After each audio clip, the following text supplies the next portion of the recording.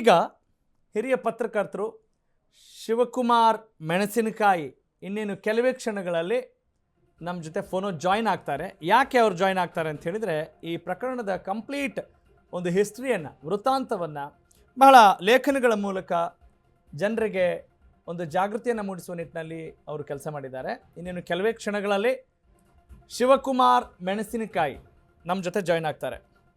S, ಈಗಾಗಲೇ senior lawyers ಎಲ್ಲ ಮಾತನಾಡಿದ್ದನ್ನು ಕೇಳಿಸ್ಕೊಂಡ್ರಿ.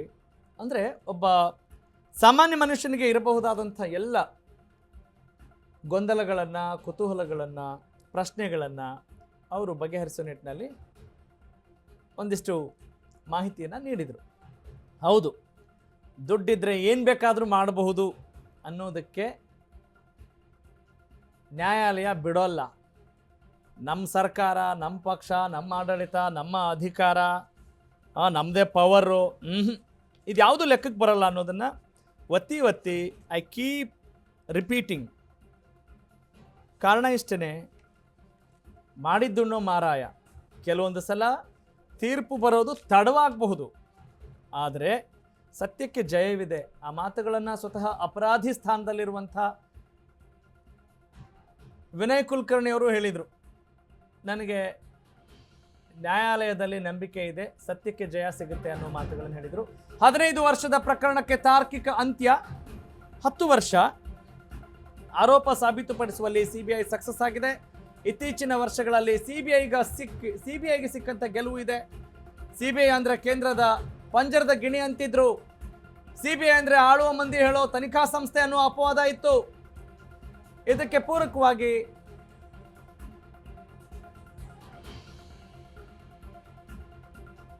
ಹತ್ತಾರು ಕೇಸ್ಗಳಿದ್ದಾವೆ.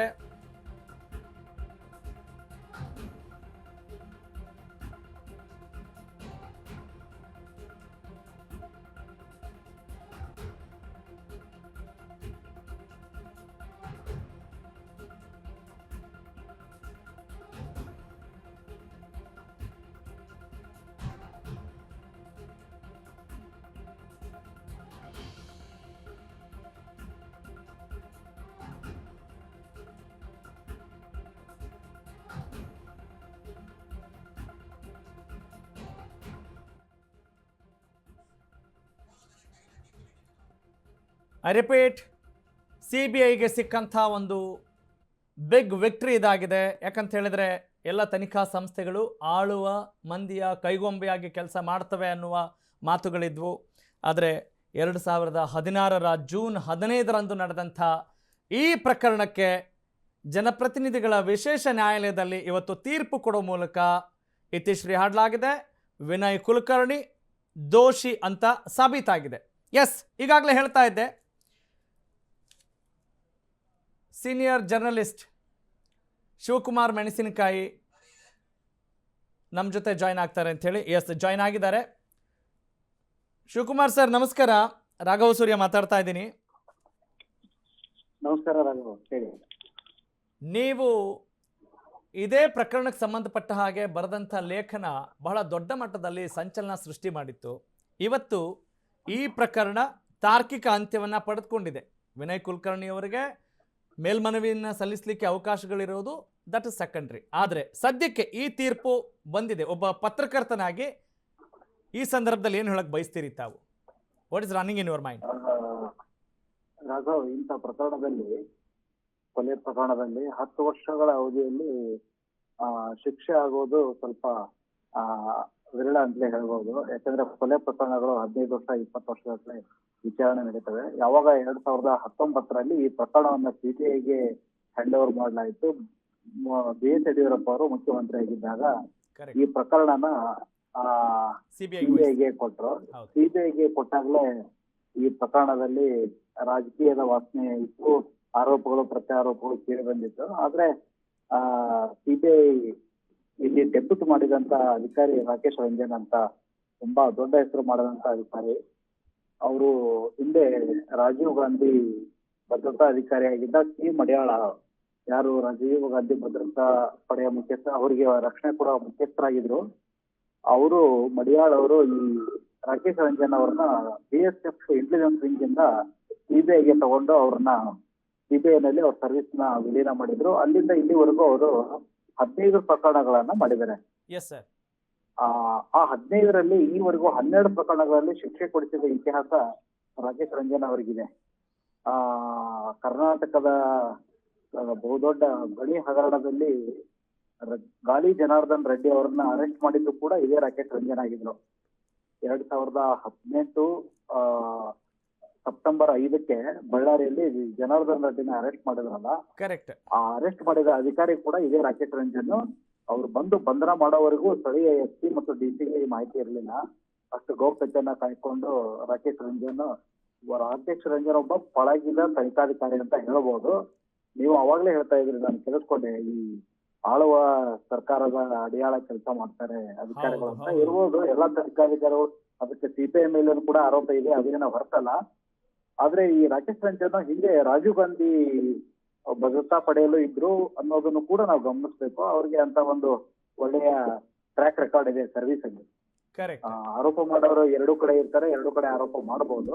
ಆದ್ರೆ ಅವರೊಬ್ಬ ಪಳಗಿದ ಒಬ್ಬ ಏನೋ ಪ್ರೊಫೆಷನಲ್ ಆದಂತ ಇನ್ವೆಸ್ಟಿಗೇಟರ್. ಅವರು ಮಾಡಿದ 15 ಪ್ರಕರಣದಲ್ಲಿ ಇದು 13ನೇ ಪ್ರಕರಣ ಶಿಕ್ಷೆ ಆಗಿದೆ. 2 ಪ್ರಕರಣಗಳಲ್ಲಿ ಅಕ್ಯೂಸ್ಡ್ಗಳು ನಿಧನ ಹೊಂದಿದ್ರಿಂದ 2 ಪ್ರಕರಣಗಳು ತಾರ್ಕಿಕ ಅಂತ ಕಂಡಿಲ್ಲ. ಹೀಗಾಗಿ ಅವ್ರದ್ದು ಕನ್ವಿಕ್ಷನ್ ರೇಟ್, ಅವ್ರ ಇನ್ವೆಸ್ಟಿಗೇಷನ್ ನಲ್ಲಿ ಕನ್ವಿಕ್ಷನ್ ರೇಟ್ 100% ಇದೆ. ನಿಜ. ಸೊ ಹೀಗಾಗಿ ಸಿಬಿಐಗೆ ಇದೊಂದು ಬಹಳ ದೊಡ್ಡ ಮುನ್ನಡೆ ಈ ಪ್ರಕರಣದಲ್ಲಿ. ಇದನ್ನ ಹೈಕೋರ್ಟ್ ಅಲ್ಲಿ ಕ್ವಶನ್ ಮಾಡಬಹುದು, ತಡೆ ನೀಡಬಹುದು, ಇನ್ನೂ ಇದಕ್ಕೆ ಬಹಳಷ್ಟು ಡೈಮೆನ್ಷನ್ಸ್ ಇದೆ, ಏನೇನೋ ಆಗ್ಬಹುದು. ಒಂದು ಪ್ರಕರಣ ಅಷ್ಟು ಮುಗಿಯಲ್ಲ. ಬಟ್ ಸಾಮಾನ್ಯವಾಗಿ ಈ ವಿಚಾರಣಾ ನ್ಯಾಯಾಲಯದಲ್ಲಿ ಟ್ರಯಲ್ ಕೋರ್ಟ್ ಅಲ್ಲಿ ಆದಂತ ಆದೇಶವನ್ನ ಸುಪ್ರೀಂ ಕೋರ್ಟ್ಗಳು ಅದಕ್ಕೆ ವ್ಯತಿರಿಕ್ತ ಅಥವಾ ರದ್ದುಪಡಿಸುವ ಅವಕಾಶಗಳು ತೀರಾ ಕಡಿಮೆ. ಯಾಕೆಂದ್ರೆ ಕೊಲೆ ಪ್ರಕರಣನ ಯಾವಾಗಲೂ ಟ್ರಯಲ್ ಕೋರ್ಟ್ ಅಲ್ಲೇ ರಿಲೈ ಮಾಡುತ್ತೆ ಸುಪ್ರೀಂ ಕೋರ್ಟ್. ಹೈಕೋರ್ಟ್ ಅಲ್ಲಿ ವ್ಯತಿರಿಕ್ತ ಆದೇಶಗಳು ಬಂದಿರುವಂತ ಬೇಕಾದಷ್ಟು ಪ್ರಕರಣಗಳು ಇವೆ. ಸುಪ್ರೀಂ ಕೋರ್ಟ್ ಅಲ್ಲಿ ಬರಬಾರದು ಅಂತಿಲ್ಲ. ಆದ್ರೆ ಸಾಮಾನ್ಯವಾಗಿ ಸುಪ್ರೀಂ ಕೋರ್ಟ್ ಈ ಟ್ರಯಲ್ ಕೋರ್ಟ್ ಆದೇಶಗಳನ್ನ ರಿಲೈ ಮಾಡುತ್ತೆ. ಸೊ ಈ ಪ್ರಕರಣದಲ್ಲಿ ಇನ್ನು ವಿನಯ್ ಕುಲಕರ್ಣಿ ಅವರು ಪಾರಾಗಿ ಬರುವುದು ತುಂಬಾ ಕಠಿಣ ಮತ್ತು ಅತ್ಯಂತ ಕಡಿಮೆ ಚಾನ್ಸ್ ಇದೆ ಅಂತ ಹೇಳ್ಬೋದು. ನಿಜ. ಶಿವಕುಮಾರ್, ಇನ್ನೊಂದು ಮಾತನ್ನ ನೀವು ಹೇಳ್ತಾ ಇದ್ರಿ, 10 ವರ್ಷದಲ್ಲಿ ಈ ಪ್ರಕರಣ ಒಂದು ತಾರ್ಕಿಕ ಅಂತ್ಯವನ್ನು ಪಡೆದುಕೊಂಡಿದೆ ಅಂದರೆ ಗ್ರೇಟ್ ಅಂತ. ಅಂದರೆ 15 ವರ್ಷ ಕಂಪೇರ್ ಮಾಡಿದಾಗ 10 ವರ್ಷ ಗ್ರೇಟ್. ಆದರೆ 10 ವರ್ಷ ಅನ್ನೋದು ಕೂಡ ಬಹಳ ಸುದೀರ್ಘ ಅವಧಿ. ಆದರೆ ಇದ್ದದ್ರಲ್ಲಿ ಓಕೆ ಅನ್ನೋ ಹಂತಕ್ಕೆ ಬಂದಿದ್ದೀವಿ. Okay, fine. ಈಗ ಇದ್ರ ಜೊತೆಗೆ ನಾನು ಕೇಳೋ ಪ್ರಶ್ನೆ ಏನು ಅಂತ ಹೇಳಿದರೆ, ಒಬ್ಬ ಪ್ರಭಾವಿ ವಿರುದ್ಧ ಒಂದು ಲೇಖನವನ್ನು ಬರೆಯುವಾಗ ನಿಮಗೇನಾದರೂ ಅಡಚಣೆಗಳು ಉಂಟಾದ್ವಾ? ಏನಾದರೂ ಸವಾಲುಗಳು ಎದುರಾದ್ವಾ? ಇಲ್ಲ ರಾಘವ್, ನಾನು ಈ ಪ್ರಕರಣದಲ್ಲಿ ಮೊದಲನೇ ಸಲ ಬರೆದಾಗ ವಿನಯ್ ಕುಲಕರ್ಣಿ ತುಂಬಾ ನನಗೆ ಈ ಪ್ರಕರಣಕ್ಕೆ ಸಂಬಂಧವೇ ಇಲ್ಲ ಅನ್ನುವ ಮೂಡಲ್ಲಿ ಇದ್ರು. ಅವ್ರ ವಿರುದ್ಧ ಸಿಬಿಐ ಎಂಕ್ವೈರಿ ಆಗತ್ತೆ ಅನ್ನುವ ಅನುಮಾನ ಇದ್ದೇ ಇತ್ತು.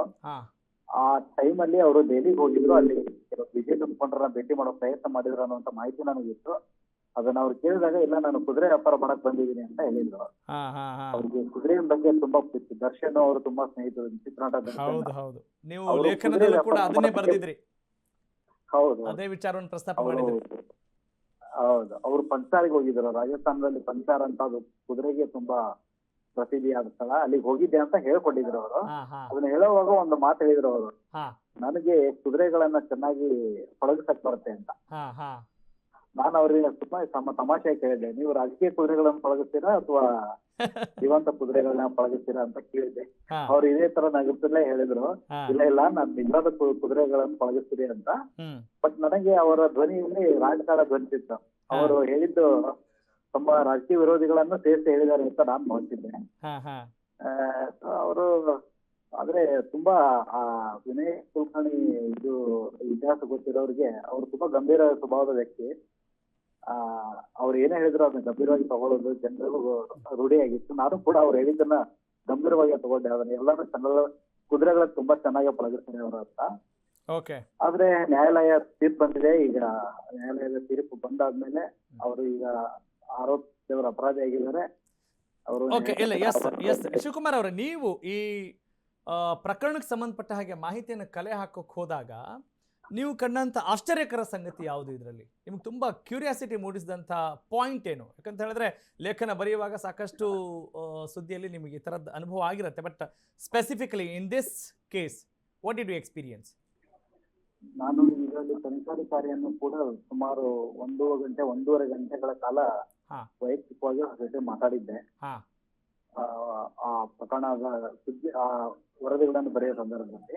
ಓಕೆ. ಅದಾಗಿ ಇತ್ತೀಚೆಗೆ ಒಂದು 6 ತಿಂಗಳ ಹಿಂದೆ ಒಂದು 5-6 ನಿಮಿಷ ಮಾತಾಡಿದ್ದೆ. ಹಾಂ ಅದರ ಪ್ರಕರಣದ ಒಂದು 3-4 ಜನ ಸಂಬಂಧಪಟ್ಟ ಆರೋಪಿಗಳನ್ನ ಜೊತೆಗೂ ನಾನು ಮಾತಾಡಿದ್ದೆ. ಈ ಎಲ್ಲಾ ಪ್ರಕರಣಗಳನ್ನ ನೋಡಿದ್ರೆ ಇದನ್ನ ತುಂಬಾ ತಪ್ಪಿನ ಮೇಲೆ ತಪ್ಪುಗಳು ಎಸಗಿರೋದು ಕಂಡು ಬರುತ್ತೆ. ಸಾಕ್ಷಿನಾಶ 2 ಸಲ ಅವ್ರ ಮೇಲೆ ಸಾಕ್ಷಿನಾಶ ಪ್ರಕರಣ ದಾಖಲಾಗಿತ್ತು ವಿನಯ್ ಕುಲಕರ್ಣಿ ಅವ್ರ ಮೇಲೆ. ಹೀಗಾಗಿನೇ ಅವರಿಗೆ ಸುಪ್ರೀಂ ಕೋರ್ಟ್ ಬೇಲನ್ನು ಕೂಡ ರದ್ದು ಮಾಡಿತ್ತು. ಕರೆಕ್ಟ್. ಮಲ್ಟಿಪಲ್ ಟೈಮ್ಸ್ ಇದರಲ್ಲಿ ಸುಮಾರು ಆರೋಪಿಗಳು ಸುಮಾರು ತಪ್ಪುಗಳನ್ನ ಪದೇ ಪದೇ ಮಾಡಿರೋದು ಕಂಡು ಬರ್ತಾ ಇತ್ತು. ಆದ್ರೆ ಒಂದಂತೂ ಸತ್ಯ, ಕೊಲೆ ಅಂತೂ ನಡೆದಿರೋದು ನಿಜ. ಕೊಲೆ ಆಗಿತ್ತು, ಅದನ್ನ ಕೊಲೆ ಯಾರಾದ್ರೂ ಮಾಡಿರ್ಲೇಬೇಕು. ಅಂದ್ರೆ ನಿಮ್ಗೆ ಇದರ ಗ್ರಾವಿಟಿ ಅವಾಗ್ಲೇ ಗೊತ್ತಾಗಿದೆ, ಇಂಟೆನ್ಸಿಟಿ ವಾಸ್ ಹೈ ಅಂತ. ಗಂಭೀರತೆ ಪ್ರಕರಣದಲ್ಲಿ ತುಂಬಾ ಗಂಭೀರತೆ ಇದೆ, ಆರೋಪದಲ್ಲಿ ಗಂಭೀರತೆ ಇದೆ ಅನ್ನೋದು ಗೊತ್ತಾಗ್ತಾ ಇತ್ತು. ಓಕೆ. ಯಾರಾದ್ರೂ ಆಕಸ್ಮಿಕ ಮಾಡಿರೋ ಕೊಲೆ ಅಲ್ಲ ಅಂತ ಗೊತ್ತಾಗ್ತಾ ಇತ್ತು. ಕರೆಕ್ಟ್. ಅಲ್ಲ, ನೀವು ಕಂಡ ಹಾಗೆ ಅಷ್ಟೊಂದು ದೊಡ್ಡ ರಾಜಕೀಯ ವೈಷಮ್ಯ ಇರಲಿಕ್ಕೆ ಸಾಧ್ಯವಾಗಿತ್ತೆ? ಯಾಕಂತ ಹೇಳಿದ್ರೆ ಅವರಿನ್ನೂ ಯಾವುದೇ MLA ಕೂಡ ಆಗಿರಲಿಲ್ಲ, ಯೋಗೇಶ್ ಗೌಡ. ಆದರೆ ಮುಂದೆ ಇವರು ದೊಡ್ಡದಾಗಿ ತಮ್ಮ ಕಬಂಧ ಬಾಹುಗಳನ್ನು ಚಾಚಬಹುದು ಅಂತಿತ್ತು. ಆದರೆ ಇವರ ತಾತ ಕೂಡ MLA ಆಗಿದ್ರು ಅಂತ ಕೇಳಿದ್ದೀನಿ, ಯೋಗೇಶ್ ಗೌಡ ಅವರ ತಾತ. ಅವರು ಕೂಡ ಅಲ್ಲಿ ಅವರ ಮನೆಯಲ್ಲೂ ಅಂಥ ವಾತಾವರಣ ಇತ್ತು. ಅಂದರೆ ಇಂಥದ್ದೇ ಕಾರಣಕ್ಕೆ ಇವರು ತುಂಬ ಸೀರಿಯಸ್ ಆಗಿ ತೆಗೆದುಕೊಂಡ್ರು ಅಂತ ಏನಾದರೂ ಸ್ಪೆಸಿಫಿಕ್ ಆಗಿ ಹೇಳ್ಬೋದಾ? ಇಲ್ಲ, ಒಂದು ರಾಜಕಾರಣದಲ್ಲಿ ಮತ್ತು ಭೂಗತ ಜಗತ್ತಿನಲ್ಲಿ ಒಂದು ಮಾತಿದೆ. ರಾಜಕಾರಣದಲ್ಲಿ ನೀವು ಗೆಲ್ಲದೆ ಹೋದ್ರೆ ಎದುರಿನವ್ರು ನಿಮ್ಮನ್ನ ಸೋಲುತ್ತಾರೆ, ನೀವು ಗೆಲ್ಸ್ಬೇಕಂದ್ರೆ ಎದುರಿನವ್ರು ಸೋಲ್ಬೇಕು. ಅದೇ ತರ ನೀವು ಉಳಿಬೇಕು ಅಂದ್ರೆ ಎದುರಿನವ್ರು ತೆಗಿಬೇಕು, ಇಲ್ಲ ನೀವು ಹೋಗ್ತೀರಿ ಇಲ್ಲ ಅವ್ರು ಉಳಿತಾರೆ. Correct correct. ಆಯ್ಕೆ ತುಂಬಾ ಕಡಿಮೆ ಇರುತ್ತೆ. ರಾಜಕಾರಣ ಮತ್ತು ಭೂಗತಕ್ಕೆ ಒಂದು ನೇರವಾದ ಸಂಬಂಧ ಇದೆ. ಅದರಲ್ಲೂ ಅಖಂಡ ಅವಿಭಜಿತ ಧಾರವಾಡ ಜಿಲ್ಲೆ ರಾಜಕಾರಣ ನಾನು ಗಮನಿಸಿದಂಗೆ ಸೇಡಿನ ರಾಜಕಾರಣ ಒಂದ್ಸಲ ಬಂದ್ರೆ ಅದನ್ನ ಇಟ್ಸ್ ಅ ಲೂಪ್ ಅಂತೀರಾ, ತೃಪ್ತಿಗೊಳಿಸೋದು ಭಾರಿ ಕಷ್ಟ ಇದೆ. ಇದೊಂದು ನೀನು ಇಲ್ಲ ನಾನು ಅನ್ನೋ ತರಾನೇ ಇರುತ್ತೆ. ಈಗ ಆ ತರದ ಒಂದು ಪ್ರಕರಣ. Correct correct. Got it. Thank you Shivakumar Menasinakai ನಮ್ಮ ಜೊತೆ ಮಾತನಾಡಿದ್ದಕ್ಕಾಗಿ.